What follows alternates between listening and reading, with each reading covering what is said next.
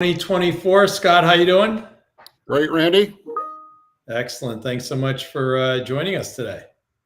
Hey, it's an honor to be with you and glad to have a chance to talk to some of the other folks from the sales community and others that'll be listening in. Awesome. Fantastic. So this is episode, I think, 154 of Tech Sales Insights. Really excited to have Scott Strubel, Vice President of the Americas Partner Organization at Darktrace. Darktrace, as you learn, is a cybersecurity AI company based out of the UK. Our title topic today is the first 90 days as a new leader, which he has just gone through himself. So that'll be great. And lots of other fantastic insights as well we're going to be discussing. We're sponsored by Gong, who's the revenue intelligence sponsor of Sales Community, and a terrific company. For those that are members of Sales Community, thanks so much. For those that are not, Tucker just threw up a free link you can use, salescommunity.com/winterfree. And as always, we have Tucker behind the scenes helping. So Tucker, thank you so very much. So by way of introduction, Scott lives in Chicago with his wife, Ann, 2 adult children and 2 grandchildren. Daughter, Beata, I tried to write it down phonetically, who impressively enough is pursuing a PhD in engineering education, and a son, Kai, who's taken on the tech reins as a product manager for the Azure Key Vault at Microsoft. So very cool there. I'm sure you must be very proud. We are. Yep. Great. And interest besides work and family, I know he's a big boater in Lake Michigan. I've just missed a couple times there with weather being able to take advantage and join you. And also by way of introduction, we'd worked together, overlapped a little bit in different groups at HP, but you're always the consummate professional. Partners always loved you. We would get your fingernails dirty. You're there to help. And certainly it's been great to track your career, and also really exciting about the new book you have coming up, which we will talk about. But from some others that know you well, got from Frank Rausch, who's a longtime channel partner, friend, and currently at Cato Networks. I've always admired Scott on his resiliency and tenacity. No matter how challenging the opportunity, he finds a way to win. Joe Santa Marina has a great story. He says, Scott is a data-driven leader. An example of this can be found back in 2013. NetApp executive leadership decided to defund and essentially shut down the SandScreen business. It was less than $50 million at the time. The executives were looking at headcount cost savings and had targeted this business to capture a significant portion of these cost savings. Scott built a standalone P&L and business case for the SandScreen, showing A, they were dramatically outperforming versus other similar software companies for their size and investment. B, were dramatically underfunded when he looked at the percentage of investment of software developers versus the total annual sales. The business review with the CEO, Tom Jordans, who I worked with in the 80s back in EMC. He was my engineering guy when I ran a marketing group. But anyway, the business review with the CEO, Tom, resulted in the SandScreen business having 0 personnel cuts. And in fact, additional investments were made to strengthen the business. Today, that business represents over $250 million in software revenue and is the foundation of their SaaS product called Cloud Insights. How amazing is that? That's very, very kind of Joey to say. And then finally from Eric Mann, who is longtime NetApp and Mainline. Actually, I'm not sure if he's still there or not, but awesome sales leader in his own right for sure. Scott is a consummate sales leader, always did his homework and came prepared for meetings, presented his ideas and thoughts in a cohesive manner with detailed reasoning and asks. He always had asks, so that's always good to do. Focused his plan on execution and results. I enjoyed having him on our team. So it's pretty good for the resume file, huh? I'll tell you, when you can hear things like that from people like Frank and Eric and Joey, it's a good day, Randy. Awesome. All great people for sure. And all Sales Community Advisory Board members like yourself. And for those that are watching along here or listening along, feel free to interject at any time with any comments at all, or ask any questions as we're kind of in our fireside chat here. So before you get into things, I mean, it's crazy. You had 11 childhood jobs, which were built, was a foundation, certainly for your life and career. But any kind of one or two in particular you want to highlight? There's a couple. I've often told people that I do think some of the toughest jobs that we might have had as children inform us in ways we never would have realized until many years later. So I had a paper route when I was 9 years old, and I was in charge of accounts receivables and in charge of every storm window that I broke at 4 a.m. in the morning. Taught me a lot about showing up. I think one of the more interesting jobs I had at about the age of 17, I was peddling Apple II PCs to doctors and lawyers and showing them how I could run their entire office on VisiCalc, which I guess dates me a little bit. There you go. Yeah, and how much memory was in those things? Not very much. That's crazy. So then now moving on to your professional background. So what was your first job after Indiana University, which was undergrad?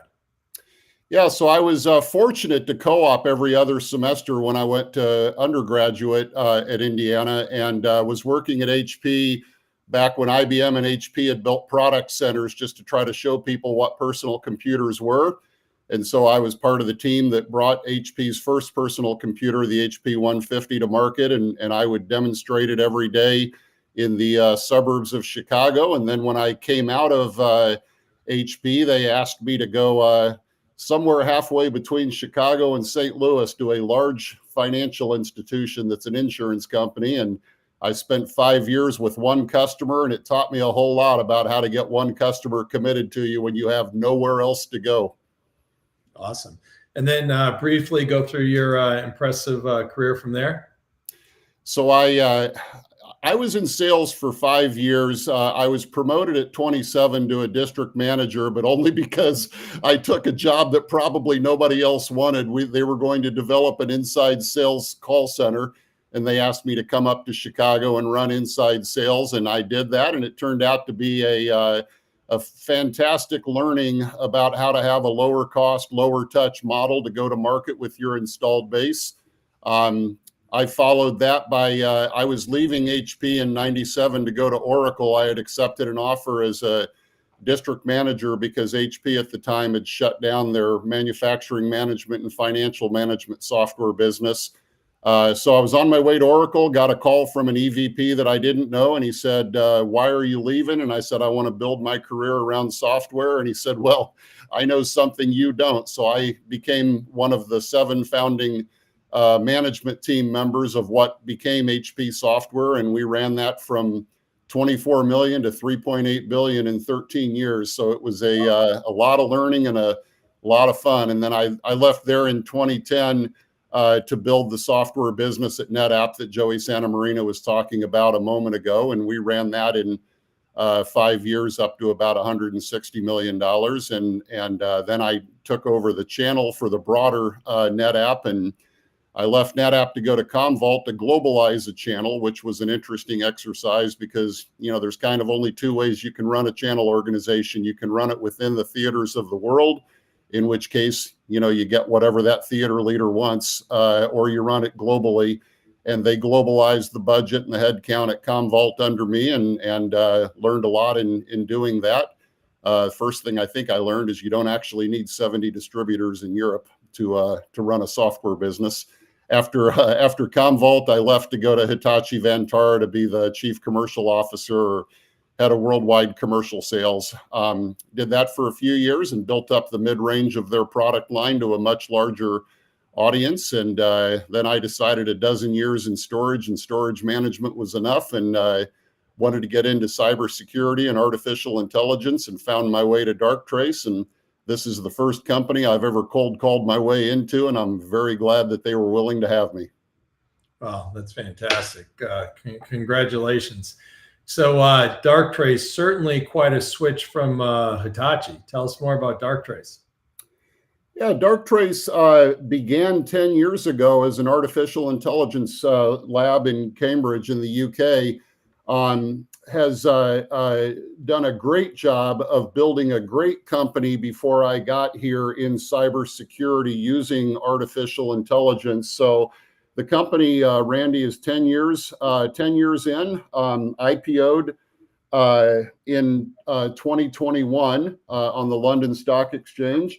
And they've done a fantastic job of building a substantial and profitable cybersecurity AI software business. And now I'm here to help them make that business a whole lot bigger by accelerating growth through partners and different channels of distribution. Awesome. And then kind of the go-to-market plan with partners, is it kind of up and down the kind of the pyramid, or just certain niches? What's the plan? Yeah, so I work within Dan Monahan's global partner organization, and we have multiple types of partnerships, which include, the reseller channel, MSPs, MSSPs, technology alliance partners. We are huge partners with both Amazon AWS and with Microsoft Azure. So building, my job in the Americas will be to build out all types of partnerships, from technology alliances through to distribution and the resellers and the different managed security MSSPs that we'll go to market with. Oh, awesome. You certainly have lots of best practices from your career, but any kind of one or two that you're especially leaning on now to help grow the partner business at Darktrace? Yeah, what I'm leaning on, I guess we're all a victim for all that's good and bad of what's worked before for us and what maybe hasn't worked so well for us. And so the things that I'll bring into this role, as I work with some of the same partners I've had the wonderful opportunity to work with before, is to remember that what they want from their technology OEMs is a committed partnership. So our company, while this company has built a fantastic and substantial and profitable company, we've been doing what some people could probably rightly call opportunistic partnering. And we want to build substantial relationships with a set of partners and make big commitments. And I guess, Randy, to answer your question, directly, I've found one thing hasn't changed over the last 30 years, and that is that what partners want from their technology OEM vendor partners is predictability, consistency, and profitability. So we're going to keep our eyes focused on those three areas as we try to build the culture and the reputation we want to have in the way our partners will see us. Well, that's fantastic. Huge uplift and great kind of, I guess, variable cost off balance sheet, way to really continue to go and grow. But certainly it's really competitive out there. So, all these, I always say, I think working at a channel partner or VAR, any of these companies, I think it's a lot harder than working at a vendor, because Darktrace, I'm sure it's challenging. You only have one thing you need to know, right? If you're at a channel partner, there's a ton you need to know, a lot of different areas. So even within security, it's so many different layers. So kind of how do you come in kind of as the new name, kind of boxing out other companies that they might be working with, or kind of getting that face time and attention so they will in fact help sell Darktrace? Yeah, a fair question. And you are correct. I mean, the Global 2000 customers, even within cybersecurity, have a large number of solutions that they're using for different specific purposes. And all of our partners have a lot of vendors on their line cards. So we're not here to demand loyalty. We're here to train and enable and help the partners understand where we collaborate and have strong APIs with other cybersecurity software companies, and where our software fits into the solution. We're going to do a lot of training. We just hired a guy called Doug Kreisen from Sequoia Cloud Solutions, part of Presidio, and he's going to be helping us work our sales and technical enablement of our partners. I've found over time, at the risk of being kind of simplistic, really good partner sellers, they sell what's profitable and they sell what's easiest to sell. So we're going to work with the pre-sales system engineers or solution architects, and we're going to build delivery professional services practices, and we're going to make our software very easy to position in what we call a proof of value, what many other people might refer to as a proof of concept. and help our partners make this easy to replicate as we continue to build out the customers. By the way, Darktrace has already almost 9,000 customers around the world today. Wow. But our job, if we do it right, is we're going to add another 6,000 in a hurry to that 9,000 we've got today. Awesome. That's fantastic. And I know you've been hiring a lot. Are you still hiring? And if so, what positions? Yeah, we're hiring fundamentally 3 roles. So I subscribe strongly to the idea that channel or partner sales professionals are sales professionals first. So we are hiring really good sales professionals. Many of them have carried a bag selling as part of a direct channel sales organization. Some of them have sold with our partners.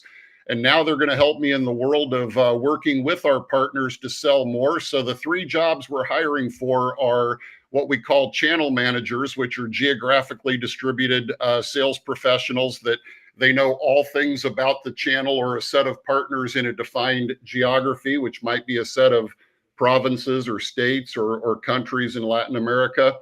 The second job we're hiring are what we will call partner business managers.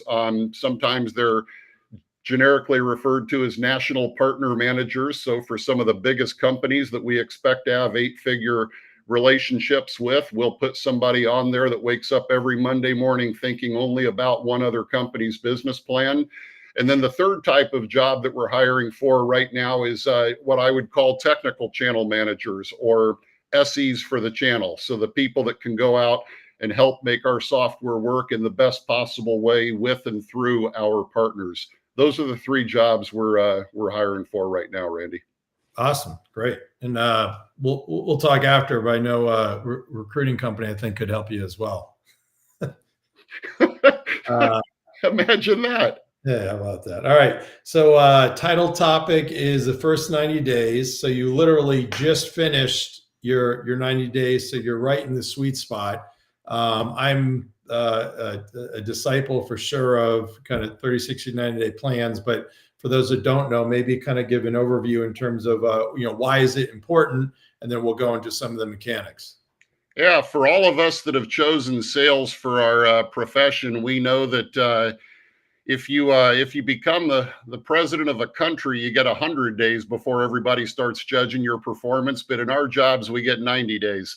So in the first 90 days, I did what anybody listening here would probably have expected me to do, and that is to get out and meet several audiences of people that I need to know really well, and they need to know me so well that they feel comfortable picking up the phone and calling me when times get tough. So the first audience that I got out in the first 90 days and met, by the way, we divide the Americas into 7 areas, and so I just pushed my way out into all 7 areas in the first 90 days. And the first audience I met with were leaders of our partners. And so usually I would try to pick a sales leader and a technical leader, whether pre-sales or delivery, and get to know the partner, get to hear their unvarnished perspective of what it's like to work with us. The second community of people that I got out to meet are a really, really good direct sales organization. We've got a very strong sales organization that we've segmented into 3 segments. If anybody draws a pyramid, at the top of our pyramid, we call them strategic accounts, and they're all the customers that have over $5 billion in revenues. Our middle segment is up to 5 billion, and that's called enterprise.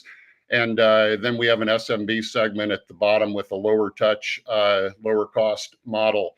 And so I got out and met a lot of primarily the enterprise and strategic account execs and key account directors, and tried to understand what their comfort level was in selling with a partner, because you got to give up some control and you got to be willing to let the partners do some work. And from that, I tried to get to know a group of people that are going to be really key to our success, Randy.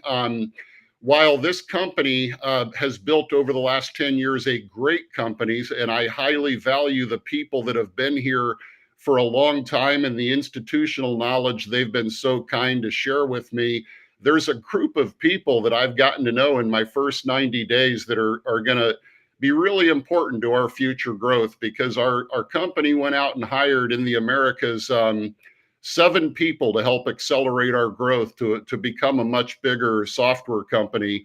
I mentioned earlier Dan Monahan, who's not only worked in the channel at great companies like Insight and CDW, but he's led the channel for companies like VMware and Cohesity.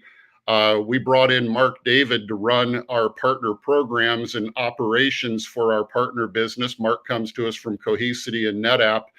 And in our sales organization, we've hired some fantastic leaders. I mentioned the segmentation of our sales organization, Randy. So while I was out there in the first 90 days, I made sure to spend a lot of time with Chris Larkins, who came to us from Palo Alto Networks and VMware and Cisco. And Chris is leading our charge into these top greater than $5 billion companies. I've had a chance to get to know a second person who leads our enterprise sales organization now, Lynn Ramirez.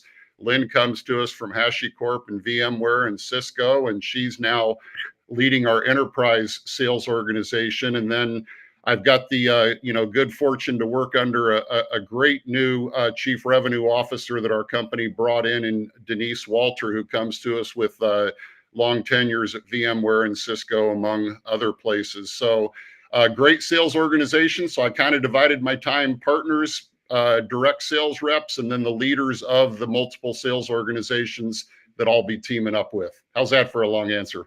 There you go. Awesome. And we're getting some comments here. So Tucker, if we can pull them in. Looks like LinkedIn user, I don't know if they're same or different people. Simple is always key in the channel in terms of enablement and selling. Absolutely what you had mentioned before. And Tucker just texted in to say it is Chad Blackwell. Awesome. Chad is channels at Commvault, I think, right? All right. Good thing I got that right. And I think you just had a cool post too I meant to comment on. So sorry, Chad. But yeah, definitely Simple for sure. Mark David is the best. And then say hello to Dan for me. Great guy. So I guess they probably overlap. But certainly those people that you have all from best in class companies. And I guess we take a step back from a 90-day plan perspective as a leader. I always approach it to say, and I would kind of share with whoever it was on the team to say, hey, look, coming in, I have some ideas, want to be respectful for the culture, but kind of to your point, if I kind of segment it out, kind of the first 30 days is really a listening tour. Yeah, as a leader, you've been hired because usually there's something that needs to be fixed. Usually it's not everything's going great. So you kind of listen, get an understanding of the culture, the mission, the values, getting out there with the, channel partners and customers, I think are, fantastic. Kind of the next 30 days, you start to kind of cement in some of your ideas. You see kind of how things play. In the next 90 days, then you're really kind of putting together the plan. So I'd imagine you after this 90 days are, not to put you on the spot, but you probably have kind of put together to say, okay, look, I got some inputs. You may agree or agree to disagree, but net is kind of, hey, here's our plan going forward. Works out perfect that it's January 1st for the year. So is that kind of the path that you've been on, and now you have something of a plan then that you can kind of articulate internally and externally? Yeah, the answer is yes. Let me share a little bit more. So after 90 days of hearing a lot from people, I sat down with a number of people, including Dan Monahan and others, and we've formulated 6 primary breakthrough goals that we expect to achieve in the next 2 to 4 quarters. So I'll bring my own team together in New York in January. We're going to workshop our way through these 6 breakthrough goals, and we're going to talk about chunking them up into different chunks of time. As any good leader would do, we're going to measure the heck out of everything. One of my favorite measurements is, measuring the number of sellers that are quoting and selling our products that are employed by partners. I like to refer to when you add to your channel, there's internal recruiting and external recruiting. So, external recruiting's hard. It's going to new companies and trying to convince them why they should pick up Darktrace in my case. Internal recruiting is hard, but it's much easier because you're going to any partner where maybe 1/3 of their sellers are quoting and selling your products, and it's getting to the other 2/3. And that's what we're going to be really focused on. So as we look at the next 90 days, Fortunately, as we enter our third quarter, I'll get to join Lynn Ramirez and her sales vice presidents for the enterprise segment, and we will build a strategy together. I believe strongly, Randy, I'm sure you do too, that when you run a partner organization, you're accountable every 13-week quarter to two communities of people. One is the partners, and they are going to give you a scorecard whether you want it or not at the end of every 13 weeks. But the other is your sales organization. And so we consider ourselves highly accountable to Lynn and Chris's sales organization. So the 6 goals that we're working on, I'll be working through those together with Lynn and Chris and with their vice presidents that lead various parts of the sales organization. And then the last part, you're very perceptive in the way you laid it out, is to go external and tell as many partners what we're doing as we can. So I'm just glancing down at my calendar for the month of January. It's not going to get any easier, but I'm going to go out and do it in person. We'll be in Austin, Philadelphia, New York, London, Mexico City, Bogota, Sao Paulo, and Rio, all in the month of January. So we'll get the word out there as fast as we can. Nice. Well, United Airlines, here you come. They like me. And so we also have a question. So again, totally appreciate these comments and questions. So want to be supportive. So anybody that's listening or watching, please keep chiming in. So question is, Scott, what is the culture you like to build into your channel, both internal and external? So again, you can talk about it all day, but I guess briefly, go ahead. I'll give you the real short version, so I'm going to make it easier on everybody. We very publicly tell people who we want to be. I have already told our sales organization how I want to see them talking about us when we're not in the room. And over the years, Randy, I've developed a list of 50 things that I think in sum total end up making the culture you have, whether that's what you wanted it to be or not. And so I have this list of 50 things. I'll post it after we talk today out on LinkedIn, because I'm completely fine with our partners seeing it. Our sales force has already seen it. And there's a set of 50 things that we hold ourselves accountable to every 13-week quarter in the way we show up in month 1, month 2, and month 3. And, I guess the second thing I'll say on culture is, I think if you start every quarter remembering that you're accountable to both your own sales organization and the partners. You know this, Randy, but there's some inherent conflict in there. Our partners will often have a different quarter end than we have. So we're asking them to do us favors and make sure month 3 of our quarter goes real well. But if we're going to ask that, we also have to be there for them when they ask us to do them favors at the end of their quarter. So we'll work our way through that, and we'll create the culture that we're going to have and the way people talk about us when we're not part of the conversation. Awesome. That's great. Thanks for the question there, whether it's chat or whoever. And we're talking about first 90 days. I'll give a commercial. I've got a good write-up and a few other leaders who contributed in my book. Tucker, throw the link up. But it's definitely, just to circle back, the kind of 90-day methodology. So we covered some things as a leader, but if you go back, if you're an individual contributor rep, how many times have you and I gone to organizations where, I'll say at the end of the day, you just have bad talent and they've been there 2, 3, 4, 5 years. And the idea with the 90-day plan is, if you're kind of a new rep coming in, you've got, similar to a leader, but you're going to have your, kind of first month, okay, here's the metrics. You got to learn, used to be able to say, learn where the bathroom is in the code, but maybe not be going to the office, but, learn the, ins and outs of the company, the product offering, start to do sales calls. Second month, kind of build a pipeline, get more sales calls. Third month, hopefully start to sell some things. And if you can kind of metric and measure those things, typically after 90 days, no matter where you are in the organization, but especially at individual contributor levels, whether it's sales or pre-sales or anything, you have an idea, okay, is that person a keeper or not? Maybe they need to be coached, maybe they need to be developed, but I'm passionate about that after the 3 months, and I think it's a shortfalling on management when you have somebody who's been there for 2, 3, 4 years. Everybody knows they're bad. You should have just managed them out or coached them to develop, to improve. What do you think? Yeah. So first of all, you held up your book, and I reference your book quite often, and I mean that sincerely. Matter of fact, if you haven't noticed yet, if you look over my shoulder, it's Ah, sitting. there it is. All right. Bonus points for you. I, Nice. I read a lot from people like you and John McMahon and others that have written good books. I tell everybody uh, there is a recipe for what we're doing. Like we're not inventing how to sell widgets to people, and so there's only so many ways to do this, and there's good ways and there's bad ways. So the way we're going to approach this, Randy, with our direct sales organization and alongside our partners is we're going to tell them what that recipe looks like, how to be successful, and I call that partnering best practices. And then we go one step further. After we've established partnering best practices, we write them down. And I call that rules of engagement. So are we going to have rules here? Absolutely. But the only thing the rules are the best practices written down because we know how to do this.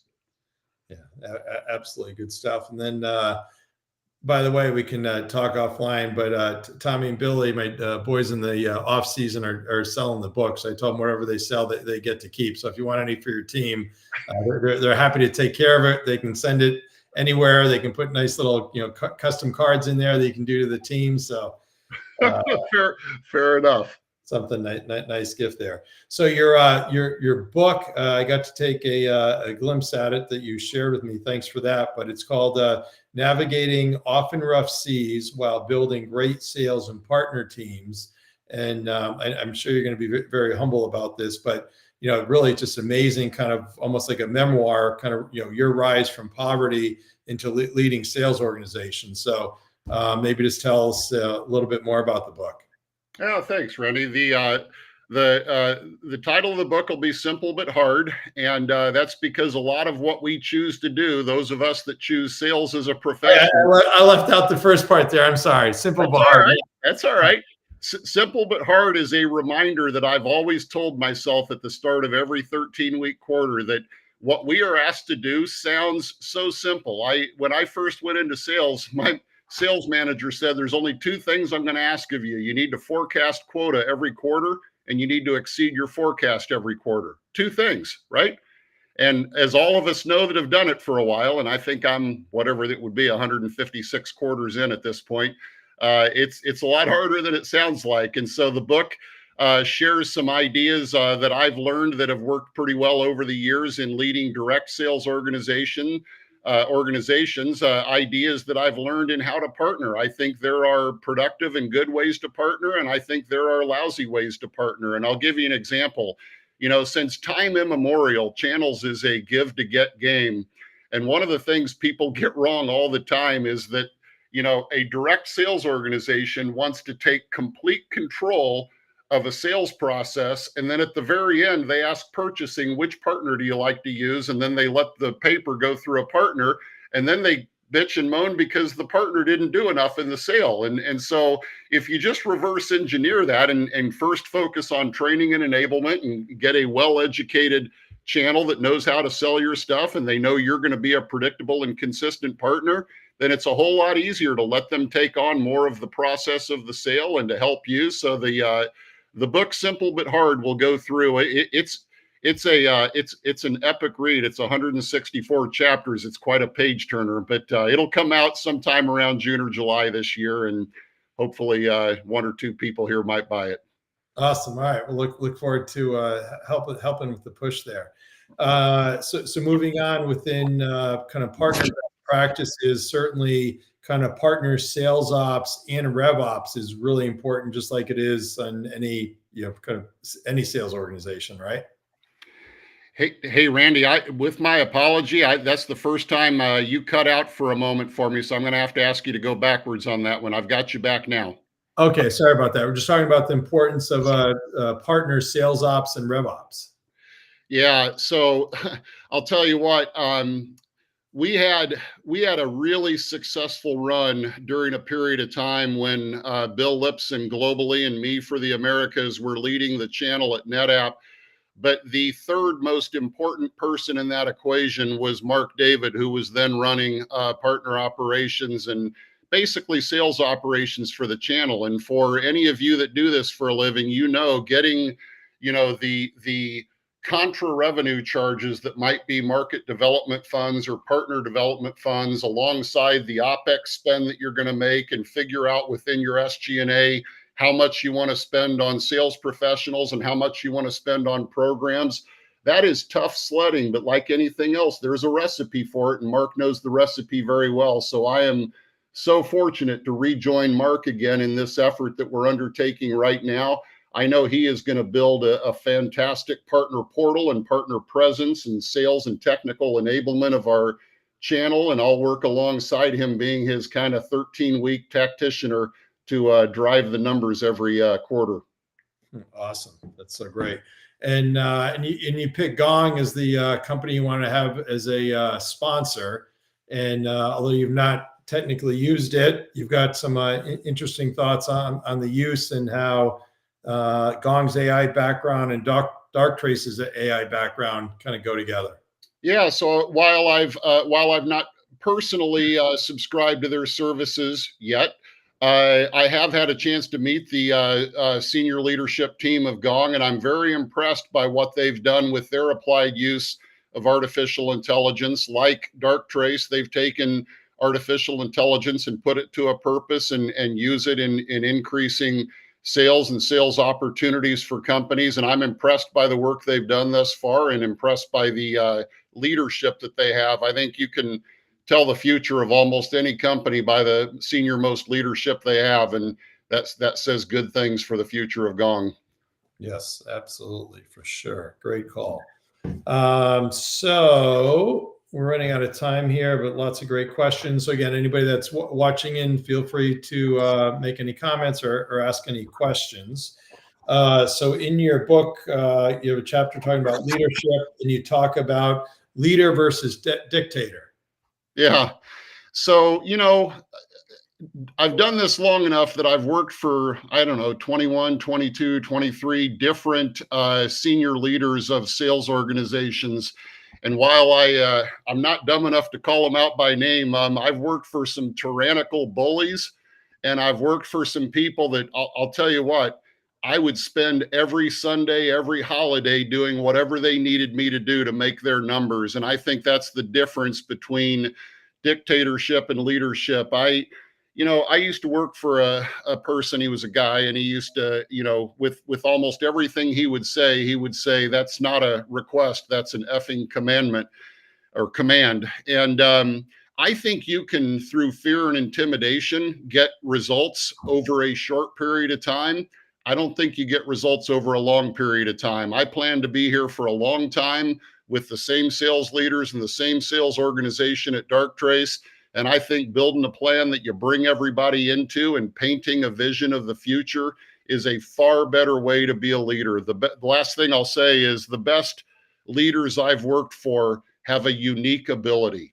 They have an ability to clearly articulate the current state, to be very sober in their assessment of where they are today. Secondly, they have a very strong ability to paint a picture of the future. If you were above the fold on the front section of the Wall Street Journal, what might that article say about you 3 years from now? And then the third goal, or the third area of leadership, I think is the most important one that a lot of people don't get right. And that is, how do you close the gap between that current state and desired state? What are the things you need to do, and can you measure them, and can you make sure you're going to arrive not only at the destination you want to arrive at, but in the time frame that you told your investors or your leaders that you're going to get there by? Yeah, absolutely, for sure. Let's see here. So maybe a good dovetail from there would be a couple sales leaders maybe that you kind of respect, and why. I know there's a lot. You did a great post the other day, you mentioned, I don't know, probably 10, 20 of them, but any kind of maybe, two in particular you want to carve out? Yeah, I'll carve out just a couple. And by the way, picking out a couple does not mean that many others that I didn't learn something different from them, but I do think you learn different things from different people. First of all, at the highest level of a company, the best CEO I ever worked under was Lou Platt, who unfortunately passed away in 2005, but led Hewlett Packard and later Boeing. And I worked with Lou in the mid 90s, I think from around 92 to 99, and he was the least pretentious, most involved CEO of a major publicly held corporation that I had ever worked with at that very young stage of my career. And I learned a ton from him.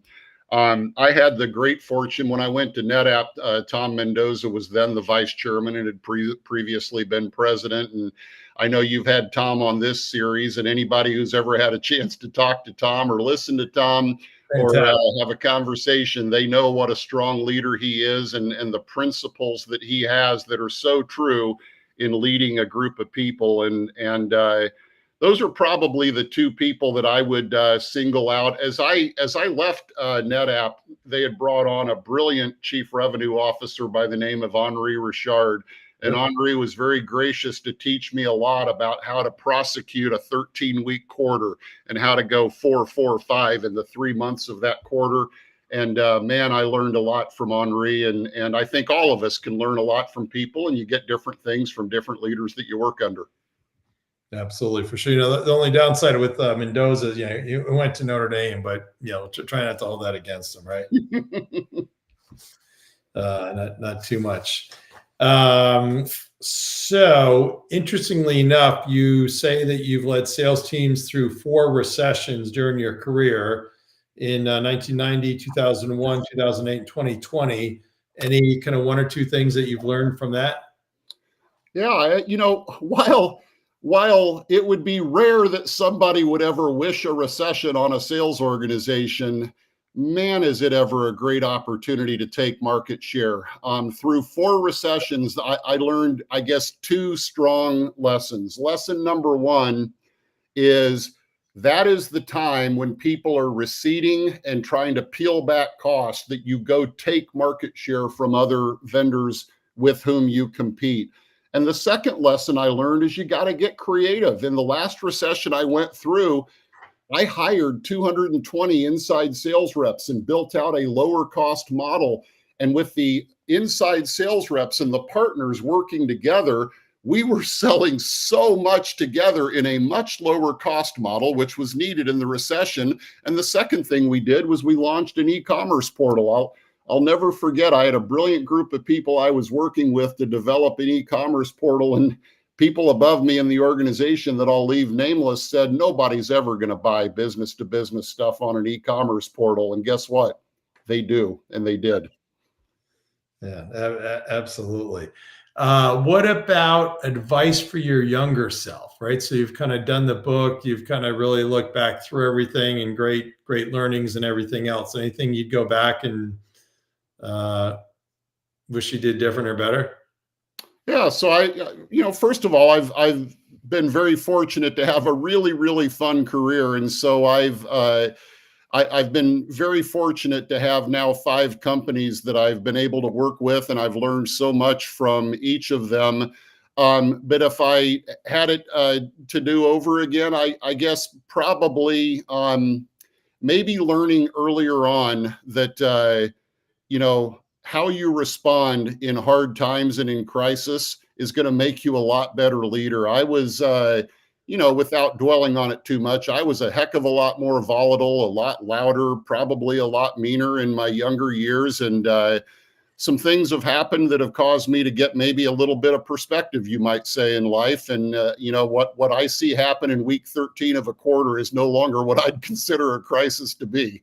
So if I could have been maybe a little bit more balanced in my 20s and 30s, that would have been a good idea. But at least finally I learned it now. Well, that's great. So time flies when you're having fun here. So thanks for those that have chimed in. Maybe last question I like to ask those that know me, any PG Randy story to share? So Randy, you would have no reason to remember this, but it's always amused me that when you and I were working together, you were running the broader enterprise sales organization that dwarfed the little business that I was running in software. And you and I would go to the same big tent partner events, usually held by a distributor or by partners. And we'd show up to these huge events, and these partners would always come up to me. And I'm talking about, this didn't happen once or twice. This happened like 30 times. People would come up to me, and I thought, oh, great, they want to meet me. And they would say, hey, that's Randy Seidel over there. Can you introduce me to him? So my biggest contribution at one stage in my career was introducing other people to you. Oh, thanks. I appreciate that. Interesting.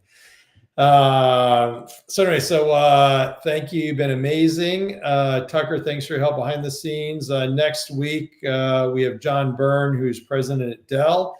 He's got a great title topic, Evolution of the Customer Journey. So lots of nuggets, great wisdom here, Scott. Really appreciate it. Look forward to having your book out, and everybody else will get kind of posted and reposted across all the usual social mediums. And wish everybody a great week, and feel free to refer anybody in here as well as to sales community. Hey, Thanks. Randy, if I could just close out by, I'd be remiss if I didn't congratulate you. You said at the outset that you've done over 150 of these. That is truly impressive. That is very cool. I listen to them a lot. I watch them, sometimes just listen to them, but they give me great ideas. I'm glad you're out there doing it. Thanks for the role you're playing in the sales community and the advisory board. Appreciate it. We're actually, interestingly enough, if you want to book now, it's actually, I think February of 2030. So we're booked out weekly over for the next 6 years, which is crazy. So a bunch of my friends will be like, how come you haven't had me on? I'm like, sorry. Okay, so I'll book you. It's far out, but anyway. So it's all good, but thanks for that. And, thanks for all you do for the sales community as well. All right, everybody, have a great one. Thanks.